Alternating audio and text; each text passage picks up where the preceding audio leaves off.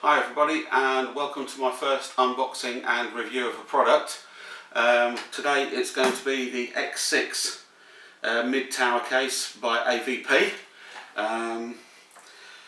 Just received it today, so this is a genuine unboxing and look at the case to see what its features are.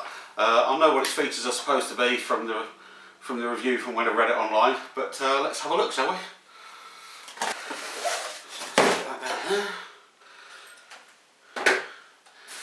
So, remove that, because I do know that this is a case where the PSU goes in the bottom, so I knew that was going to be the bottom of the case.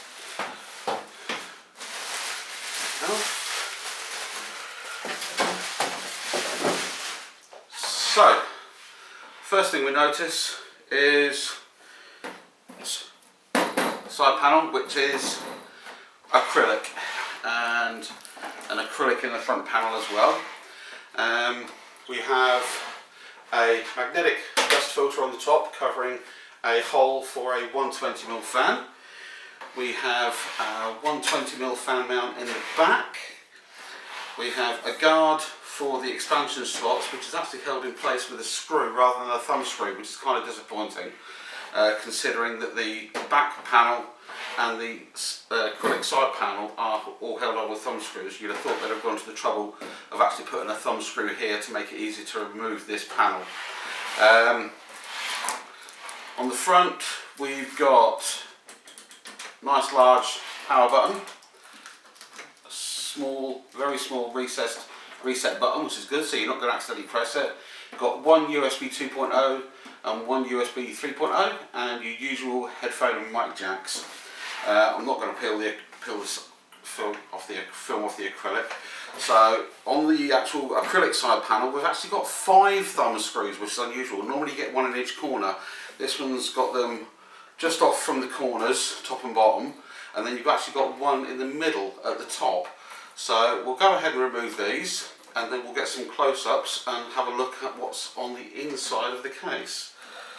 They're solid heavy metal screws. They're not cheap plastic screws like you would expect on a case of this value.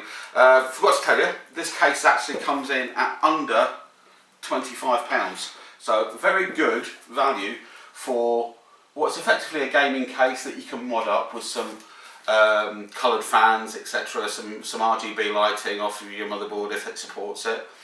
It is, as you can see, tinted acrylic, so it will darken the effect of any LEDs that you've got in there, but it will still look quite nice.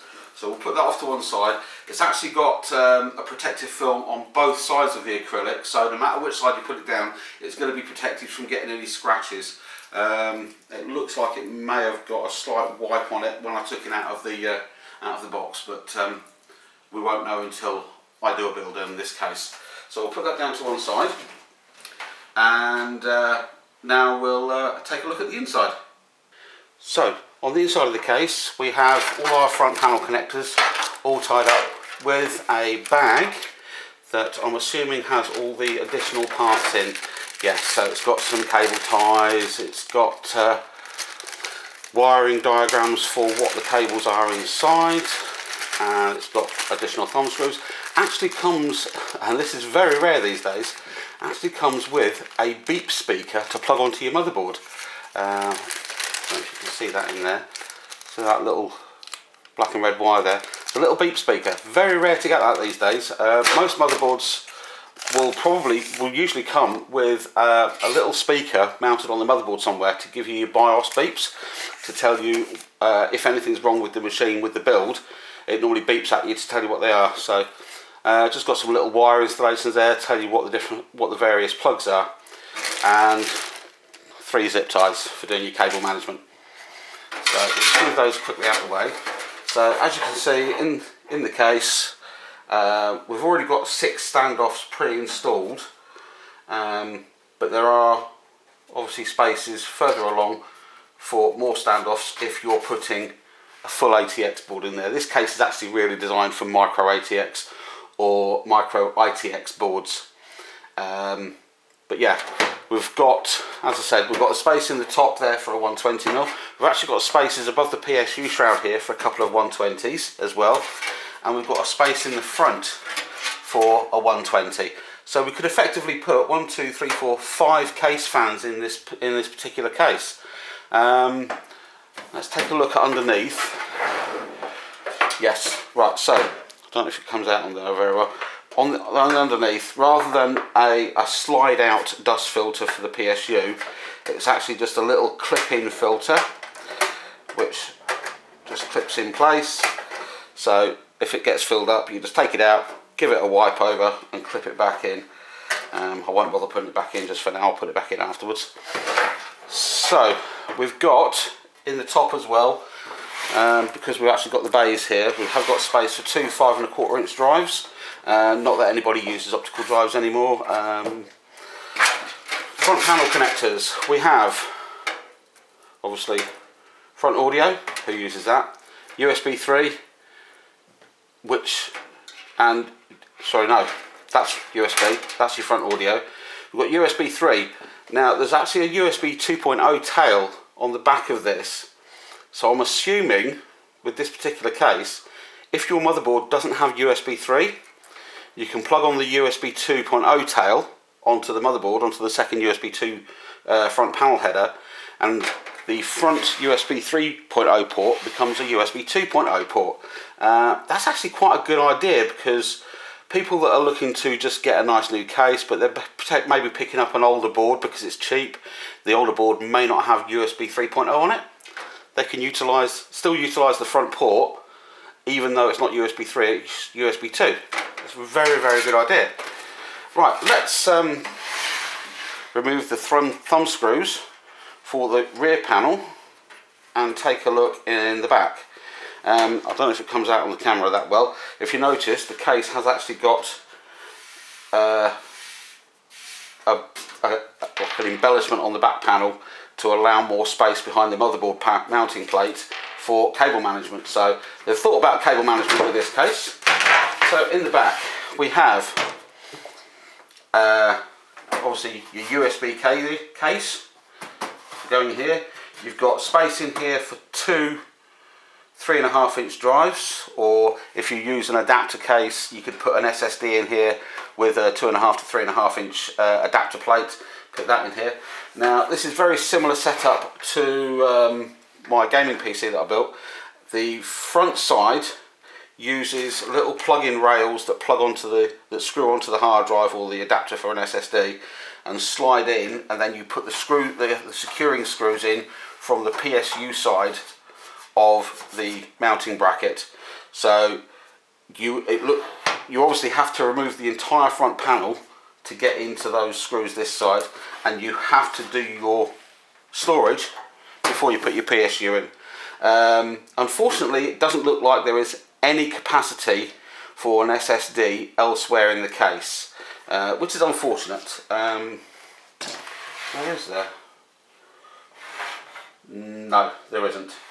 So no, SSD storage wise, it is basically going to go into one of your 3.5 inch bays. So that's that. Personally speaking, I would put it there anyway. If you're going to just be putting 2 storage devices in, I would always try and put them together for routing your power, SATA power and SATA data cables together. Keeps all your cable management nice and neat. Regarding cable management, we've got 1, 2, 3 large holes here, a couple of holes here for bringing your front panel connectors etc. through. Inside the case as well, there are actually 2 openings at the back end of the power supply shroud for bringing front panel connectors up. Obviously you'd use these if you're using a micro ATX board, because the board would only cover this area, so you'd use these holes to bring your cables up rather than dragging them all the way up from the bottom and exposing a couple of inches of cable. For cable management, there's not that many tie down points. I could only see 3, 1, 2, 3 tie down points. Not the best cable management, but like I said, it was a cheap case. So, all told, not a bad case. I've worked with worse, but we'll see what it's like to build into. I'm probably going to use this, if anybody's watched my my video on the market Facebook Marketplace items I bought, this will probably have the gigabyte board build go into it, because it's not quite good enough for the Asus board, which, like I said, is going to be a special build for someone that they don't know they're getting. So yeah, we'll see what it's like. So hope you liked the review of the AVP X6 mid-tower gaming case. Like I say, nice cheap case, sub £25, from CCL in Bradford via their eBay shop. So it was free shipping. Normally with CCL, if you buy via their direct website, it's over £50 for free shipping. Under that you have to pay for it, but via their eBay shop it was free shipping, so that was a nice nice little bonus, saving about £6. So yeah, we'll get on with a build with this sometime in the near future, and we'll probably do a video of that to show you how easy or how bad it is to build into this case.